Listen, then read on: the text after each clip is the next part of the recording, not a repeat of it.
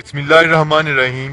अस्सलाम वालेकुम दोस्तों, माजिद राना के साथ अलिफ न्यूज में खुश आमदीद। उम्मीद की जाती है कि आज की ये वीडियो आपको पसंद आएगी।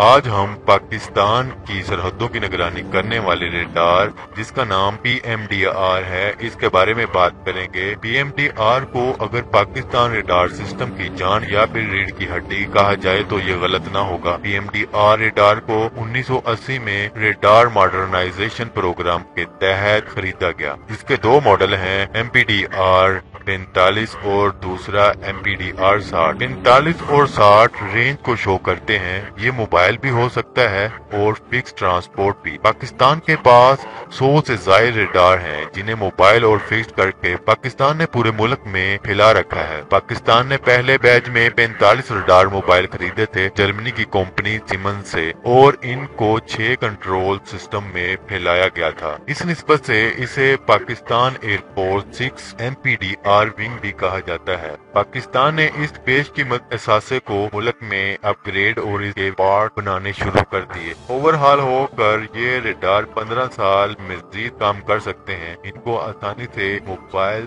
किया जा सकता है। पाकिस्तान की ADC ने कराची में इस रेडार का बेस कायम किया और इनको कमांड में बांट दिया गया, और ये पाकिस्तान की सरहदों की पूरी तरह से निगरानी करती है और पाकिस्तानी दफाई सलाहियत को मजबूत करती है।